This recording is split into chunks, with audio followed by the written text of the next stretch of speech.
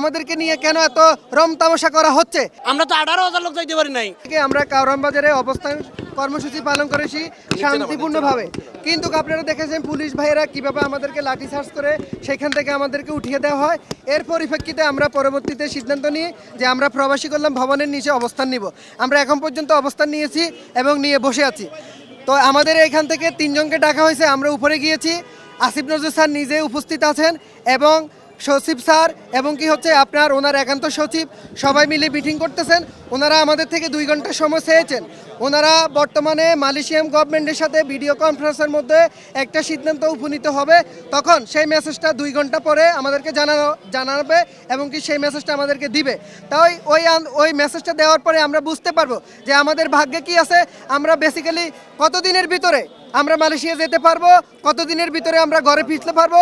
আর আমরা এইটাও মেসেজ দিয়েছি যে আজকে যদি আসিফ নজরুল স্যার আমাদের সাথে দেখা না করেন, আজকে যদি আসিফ নজরুল স্যার আমাদের সাথে সাংবাদিক সম্মেলন না করেন এবং কি প্রেস কনফারেন্স না করেন, আমাদেরকে অবহিত না করেন যে আমাদের ভাগ্যে কি আছে, আমাদেরকে নিয়ে কেন এত রম তামাশা করা হচ্ছে।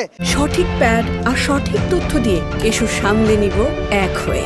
Mona Lisa sanitary napkin. এর আগে 29 তারিখে আমাদেরকে কেন সময় দিয়ে কেন সেটা আমাদের সাথে সাক্ষাৎ দেয়নি। জি, তাই আমরা এখন 2 ঘন্টার জন্য সুশৃঙ্খলভাবে আমরা রাস্তা অবরোধ থেকে সরে যাব।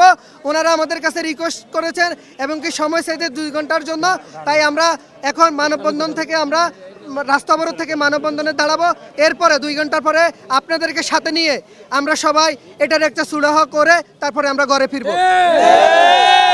আমরা আরেকটা দাবি জানাইছি যে উনি অবশ্যই আমরা যতক্ষণ আমাদের পক্ষে না আসবে আমরা রাস্তা অবরোধ আবারও করব।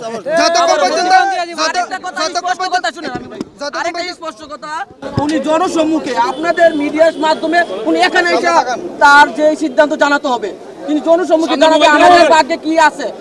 উনি এখানে আসতে হবে, আমরা যাব না। আমাদেরকে অনেকবার আশ্বাস দিচ্ছে, তারা বলতেছে তোমাদের ভেরিফিকেশনের কাজ হচ্ছে, ভেরিফিকেশনের কাজ হচ্ছে। কোথায় ভেরিফিকেশন? কোথায় আমাদের ভেরিফিকেশন? তারা বলতেছে তোমাদের লিস্ট হচ্ছে। কিছুদিন আগে আমাদের প্রতিনিধি আসছিল, তাদেরকে বলা হয়েছে যে তোমাদের 2 ধাপে লোক নেওয়া হবে 18,000 লোকের মধ্যে। আবার কিছুদিন পর আপনাদের মিডিয়ায় প্রকাশ করছে যে 7,000 লোক যাবে। কেন? আমরা তো 18,000 লোক যাইতে পারি নাই। আমার জানা মতো এর থেকে আরও বেশি হবে। আমরা প্রতিটা লোকেই কমপক্ষে হলে 6 লাখ 7 লাখ করে টাকা দিছি।